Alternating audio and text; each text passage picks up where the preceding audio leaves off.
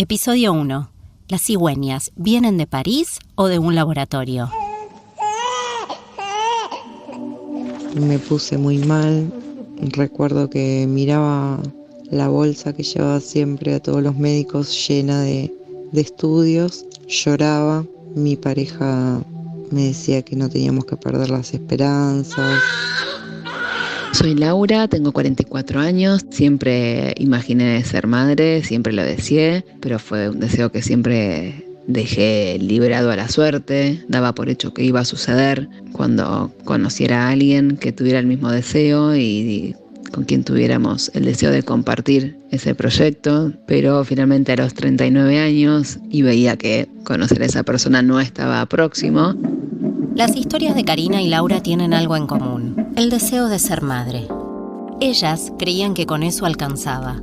Imaginaban un mundo en pareja como único requisito. Pero la vida las sorprendió y por motivos diferentes tuvieron que consultar a un especialista para que el embarazo llegara. Esto es Diarios de Bioética, un podcast del Distrito Quinto del Colegio de Médicos de la Provincia de Buenos Aires. Episodio 1. ¿Las cigüeñas vienen de París o de un laboratorio?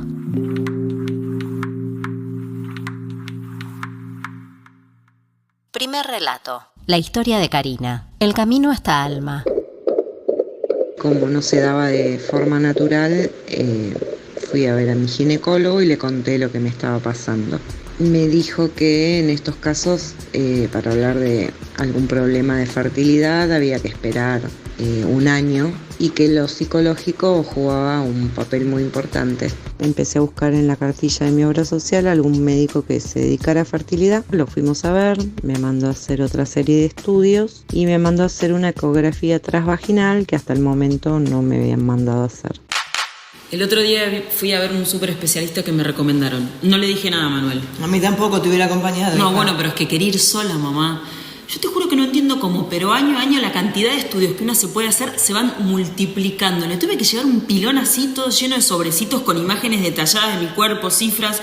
Bueno, la cuestión es que su opinión fue contundente y novedosa. ¿Qué te dijo? ¿Qué me dijo? Que esto que tenemos acá las mujeres, esta fábrica destinada a ser bebés, está a punto de cerrar para no abrir nunca más. Ay, Alicia, basta de metáforas. ¿Qué te dijo? Que estoy premenopáusica. Estoy premenopáusica, dice Alicia, la protagonista de El óvulo, una obra de teatro en la que una mujer se ve fuertemente atravesada por el deseo de quedar embarazada. Del mismo modo que en esta ficción, en la vida real, Karina se sumergía en un universo de estudios y consultas. Tenía varios quistes en los ovarios, tenía que operarme. Después que me repuse de la operación, el médico nos propuso realizar un tratamiento de fertilidad de baja complejidad. A mí me dio una serie de pastillas y de óvulos y a mi pareja le hizo hacer un espermograma. El espermograma es un estudio que se realiza para medir la cantidad y la calidad del semen y los espermatozoides. Es la primera prueba que se solicita para estudiar la infertilidad masculina. Íbamos al consultorio del médico, extraía muestras y las miraba a través de un microscopio. También me hacía comprar los test de ovulación. Es muy fácil juzgar a una pareja, ¿eh? No sabés por todas las cosas que tuvimos que pasar, por todas las cosas que nos hizo pasar tu hermano. Yo no dije nada gracioso, no sé de qué te estás riendo, ¿eh? Mamá siempre dice que en los momentos difíciles es cuando de verdad nos damos cuenta de la clase de personas que tenemos al lado. Tu mamá, Alicia y vos tienen una respuesta para todo. Les parece que con las palabras se puede nombrar todo. Juzgar, convencer, decidir. Pero las palabras, ¿sabés? Se quedan cortas frente a algunas experiencias. Ninguno de ustedes estuvo ahí. Las inyecciones, la medicación, los test, los médicos, los frascos esterilizados, los llamados telefónicos. Alicia que no puede levantarse de la cama. Otros estudios médicos, otra vez los consultorios. Alicia ahora eufórica. Y Alicia otra vez que no puede levantarse de la cama. Pero esta vez es peor, ¿eh? Cada vez es peor. Para muchos, ser padres es un devenir. Para Karina y su pareja era una práctica desglosada en actos y cada uno de ellos estudiados por el especialista. La ovulación y la calidad de esos óvulos, los espermatozoides y sus características, la fecundación. ¿Podía realizarse sin problemas? Todo se analizaba bajo la lente ampliada de un microscopio. La mirada penetraba el interior de las células para conocerlas a fondo. Mientras tanto, Karina ganaba coraje, fuerzas para seguir el recorrido. Al mismo tiempo, en la Argentina se discutía sobre una ley de fertilización que ampliaría las posibilidades a la población para acceder a los tratamientos. Recuerdo que un amigo nos recomendó otro centro particular de fertilidad. Fuimos a ese centro donde también nos explicaron qué tipo de tratamientos realizaban, pero el costo era elevado. Para profundizar sobre la evolución de la ley número 26.862 sobre reproducción médicamente asistida, desde la Comisión de Bioética le consultamos a la doctora Claudia Vélez. Y también antes de la ley, el acceso era en forma privada, con lo cual se hacía muy costoso y solamente parejas con cierto poder adquisitivo podían acceder a los tratamientos, o parejas que de repente vendían su casa, su auto, sacaban créditos para hacer este tipo de tratamientos. Bueno, más o menos realizamos 4 o 5 fertilizaciones asistidas sin que obtuviésemos ningún resultado. Sin darnos cuenta, desde que había empezado todo, habían pasado más de 3 años.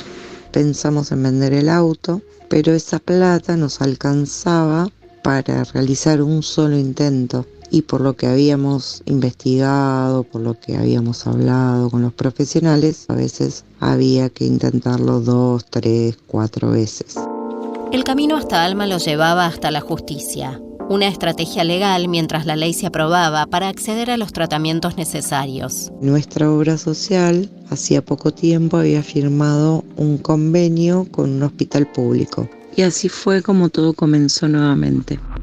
El médico en algunas circunstancias se siente como atrapado en una red de la cual no puede salir, porque las obras sociales hacen convenio con una clínica, el gerente de una clínica con el gerente de una obra social o prepaga. Ellos acuerdan un precio, el tipo de medicación, si la medicación se la va a otorgar la obra social, si la medicación se la tiene que otorgar la clínica. Nuestra esperanza volvió. Hay muchísimas cuestiones económicas en el medio. Hay obras sociales que no pagan, más allá de, qué sé yo, por ejemplo, pasa un año y medio, a veces hasta 2 años, y no pagan los tratamientos. Entonces, los afiliados de esa obra social se ven perjudicados. Hay obras sociales que dicen, sí, nosotros cubrimos la medicación, pero si le das de más, te lo descuento de tu honorario. La misma clínica presiona al médico y te dicen, no le des de más. Tenía que aplicarme inyecciones, 1 por día, para preparar la ovulación. Duró unas semanas, llegó el día, una fecha que nos habían dado para que asistamos al hospital, para que pudieran hacer la aspiración de los óvulos. Era con internación. La aspiración de óvulos es un procedimiento dentro de los tratamientos de reproducción asistida que se realiza para obtener un número suficiente de ovocitos previo a la fecundación. Cuando me desperté me dijeron que habían podido extraer los óvulos. Eran 6 óvulos. Tanto los óvulos como los espermatozoides, como los embriones, se manejan en un laboratorio especializado en fertilidad, porque los embriones humanos son muy sensibles a todo, a cambios de temperatura, a cambios de la presión de oxígeno, de dióxido de carbono, de pH. Entonces son laboratorios que tienen un ambiente muy especial, con aire filtrado y donde no hay otras cosas que no sean gametas, es decir, óvulos y espermatozoides o embriones. Una inseminación o ICSI que puede ser poniendo un espermatozoide dentro del óvulo, inyectándolo, eso es el ICSI, o poniendo espermatozoides alrededor del óvulo y dejar que ellos solitos se unan, y eso es la fertilización in vitro tradicional. Al día siguiente nosotros chequeamos que esos óvulos se hayan activado. Llamé al médico y me dijo, felicitaciones, estás embarazadísima. Lo recuerdo hoy y me emociona. Un descanso en el camino, un logro conquistado, aunque frágil y con mucha necesidad de cuidados. Les daba la posibilidad de transformarlos en padres en 9 meses. En la semana 36 y media del embarazo, el día 5 de diciembre, un día de muchísimo calor, tuve contracciones durante todo el día, lo cual no me preocupé porque faltaban 20 días para que naciera, porque tenía cesárea programada.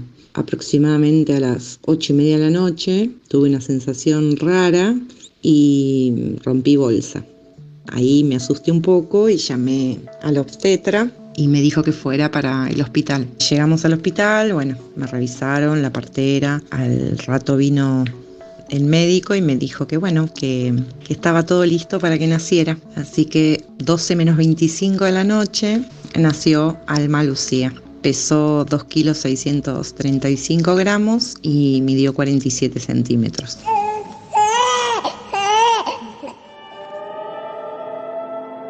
Segundo relato, la historia de Laura. ¿Las cigüeñas vienen de París o de un laboratorio? Hoy, gracias a los avances científicos, existen técnicas que posibilitan tener un proyecto de familia a personas que no están en pareja. Esto se puede hacer porque existen personas decididas a donar, desde el anonimato la mayoría de las veces, sus óvulos o espermatozoides. Finalmente a los 39 años y veía que conocer a esa persona no estaba próximo, pero mi deseo seguía muy presente y ya por mi edad no podía dejarlo librado a la suerte, y fue cuando empecé a adentrarme un poco más en la cuestión de la fertilidad y empecé a hacerme los análisis correspondientes, estudios correspondientes. Encontré a la Asociación Civil Concebir, que da charlas informativas. También contacté a una psicóloga perinatal que trabaja en tratamientos de fertilidad, porque se me despertaron muchas preguntas de toda índole. Había donación de gametas de por medio o los tratamientos de fertilidad de por medio, entonces escuché experiencias. Para conocer más sobre estos procedimientos, le preguntamos a la doctora Vélez. Y en cuanto a la donación de óvulos, sí hubo una evolución. Cuando comenzaron los tratamientos con óvulos donados, lo que se hacía era que una mujer que iba a hacer un tratamiento de fertilidad y que de repente tenía demasiados óvulos, los podía donar. Muchas veces esa donación tenía como una especie de premio, o le hacían un descuento en su propio tratamiento, o la beneficiaban con alguna cosa, la incentivaban a que si realmente le sobraban óvulos, los regalara, los donara. Hoy en día, todas las donantes que se utilizan son donantes voluntarias, es decir, son mujeres que son muy jóvenes, que se las estudia, son sanas, son fértiles, pero solamente hacen el tratamiento para donar. Yo inicié los tratamientos por medio de mi obra social, que me pidieron un montón de papeles, muchísimos análisis, muchísimo papelerío. Los médicos terminan siendo en las obras sociales también un sujeto absolutamente burocrático y que tiene que saber muy bien qué y cómo presentar todas las cosas en la obra social para que no reboten esa autorización. Y cuando finalmente logré que me autorizaran a empezar el tratamiento de fertilidad, comenzó la pandemia. Un virus, algo externo que se propagaba sin respetar espacios ni fronteras. El 20 de marzo de 2020, el gobierno argentino decretó el aislamiento social preventivo y obligatorio. A nivel global, las infecciones por COVID-19 superaban los 118.000 casos. Se reportaban 4.200 muertos y los contagios afectaban a 110 países. Todos los tratamientos se suspendieron durante mucho tiempo. Recién 9 meses después pude yo encarar eso, lo cual genera muchas ansiedades. Nosotros consideramos que a partir de los 43 años la mujer tendría que usar óvulos donados por una cuestión estadística de chances de embarazo, de chances de niños con alguna enfermedad, y nuestra ley permite que haga tratamientos con sus propios óvulos hasta casi los 45. En eso es muy, muy laxa. Entonces ahí hay una cuestión científica y estoy totalmente de acuerdo con eso.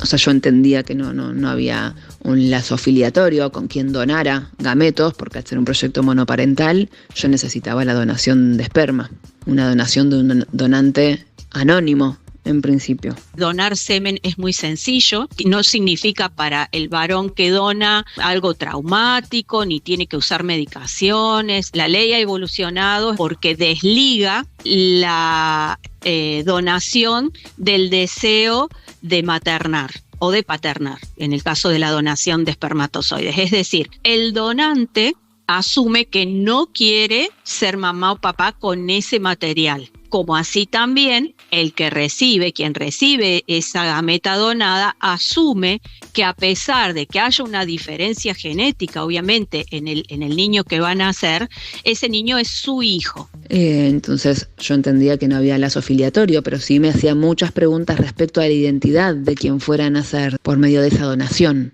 Un tratamiento con gametas donadas, en general, se hace con anonimato. Ni el donante conoce al receptor, ni el receptor conoce al donante. Pero también existen programas donde pueden conocerse entre sí.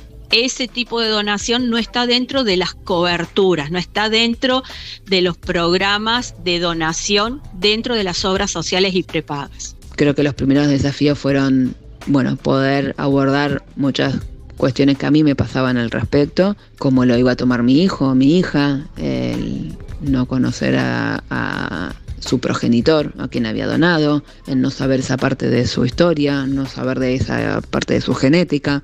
Y después, por otro lado, todas cuestiones legales respecto a los tratamientos, lo cual me sirvió mucho y también es muy agotador. Que el día de mañana ni el donante puede reclamar a ese niño nada, ni el niño tendría algún derecho de herencia o de querer tener el apellido del donante. Sí puede suceder que por alguna cuestión médica o personal, en el futuro se necesite conocer la identidad del donante, y eso sí se puede hacer. 9 meses después de haber tenido la autorización para los tratamientos, para el primer tratamiento, uno se encuentra con todos los consentimientos informados que hay que firmar y entenderlos. Esos fueron mis primeros desafíos.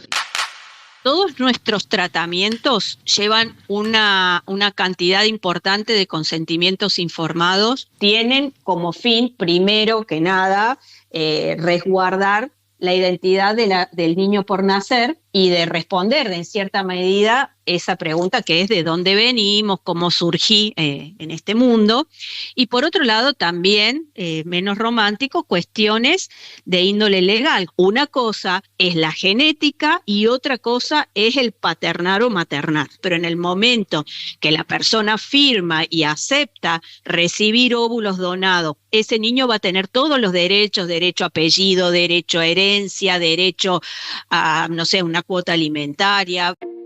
El primer tratamiento que hago es un tratamiento de baja complejidad con mis óvulos y con semen donado de un donante anónimo. Por mi edad pasamos a hacer tratamientos de alta complejidad, fecundaciones in vitro, recibiendo una estimulación y mediante una punción obteniendo los óvulos míos. De los óvulos que sacamos y se fertilizan, más o menos la mitad solamente llegan a ese desarrollo de día 5. Entonces quizás si nosotros los volvemos a poner en el cuerpo de la mujer en día 2 o día 3, ellos se detienen y no llegan a desarrollarse. ¿Qué es lo que pasa entre el día 4 y el día 5 que es tan importante? En ese momento es cuando ocurre toda la activación de los genes que vienen de la parte masculina. Una vez que se transfirió el embrión, nosotros ya perdemos de vista si sigue o no sigue desarrollándose. Frente a la pregunta habitual sobre qué sucede con los embriones que no se transfieren, la doctora Vélez nos responde. Si de repente tenemos demasiados embriones, entonces los guardamos congelados en tanques de nitrógeno líquido. Es decir, allí no hay problema si se corta la luz, son como termos grandes, muy grandes, con nitrógeno líquido donde allí quedan. Pueden quedar allí muchísimos años. Mientras que el Ministerio de Salud informaba más de 9.000 contagios de COVID-19 por día, Laura corría una carrera contra el tiempo.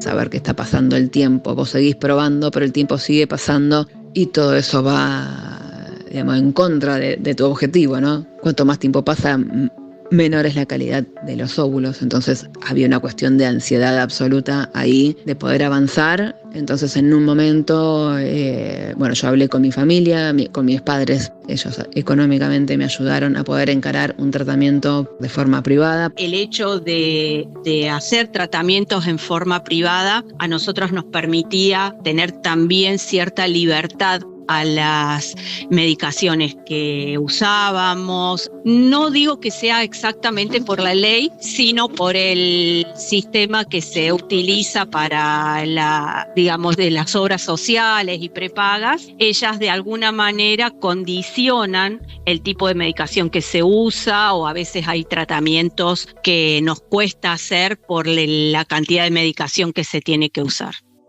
La calidad ovocitaria no era buena, me sugerían la ovodonación. Yo ahí hice un parate, un descanso, porque hasta el momento venía haciendo cada 3 meses, que es el tiempo que hay que esperar entre tratamiento y tratamiento. Bueno, eso también es mucho desgaste físico, ¿no? Cada vez que hay que hacer un tratamiento, te pide muchos más estudios de los que son necesarios. Fueron, la verdad, que como 3 años de no parar de ir al médico, de no parar de hacerme análisis, ecografías.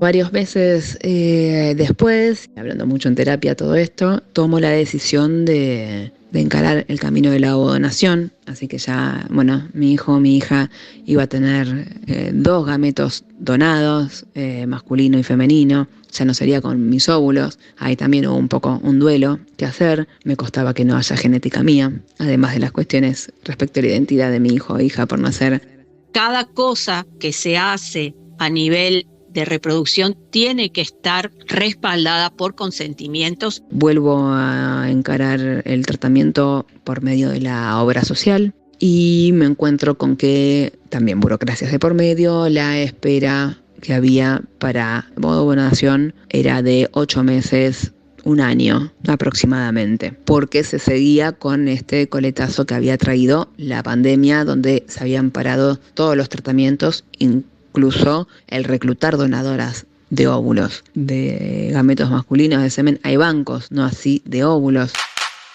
Desde la Comisión de Bioética queríamos saber algunos detalles más sobre la donación de óvulos. ¿Se deben estudiar las mujeres que están dispuestas a donar? ¿Perciben algún beneficio económico por este acto? ¿Y las personas receptoras pueden elegir sus donantes de acuerdo a los rasgos que quieran para sus hijos? La mayoría de las donaciones tienen una motivación altruista. La donación no tiene un pago en el sentido estricto de la palabra, pero sí a la paciente se le da una compensación por lucro cesante. Hay 2 cosas. Vos beneficiás a alguien y a la vez obtenés un beneficio. En cuanto a lo que es la elección de rasgos, no es el médico quien elige a la donante. Hay rasgos que son más comunes dentro de nuestra población y rasgos que son más difíciles de conseguir. Es muy difícil que tengamos donantes con rasgos orientales y es difícil, no imposible, pero bastante más complicado tener donantes rubias de ojos celestes y que midan 1,75 m. Acudo a una clínica que tiene un banco de esperma y tiene un programa de donación con donantes de identidad abierta. Eso implica que el nacido por esa donación a los 18 años puede acercarse a la clínica y puede pedir la carpeta de sus donantes, donde ahí se le brinda información sobre los donantes, de una forma mucho más sencilla que si tuviera que presentar un recurso de amparo ante la justicia. Yo decidí hacer ese tratamiento con la doble donación de gametos de donantes de identidad abierta. En 1 mes ya pude hacerme ese tratamiento. El 30 de noviembre del 2022, ahí quedó embarazada finalmente y todo resultó bien, y así es como a mis 43 años tuve a Vera. Esa es mi historia. Yo estoy muy contenta con la decisión que tomé, estoy muy convencida. Y bueno, después será un desafío o no, quizás no. No sé cuál será la historia o las preguntas que se haga Vera respecto de cómo llegó ella a este mundo, pero estaré para acompañarla en lo que ella necesita. La verdad, ¿qué respuestas dar? Hoy en día me preguntan, ¿se parece al papá? Y qué sé yo. Yo respondo lo que me dan ganas. No tengo ningún tabú, no hay nada malo, no hay nada que ocultar. Pero a veces uno tiene ganas de hablar y otras veces no tiene ganas de hablar. Traigo, señora, un lindo bebé desde el cielo para usted. Desde las nubes un servidor le trae un bebé que es un primor.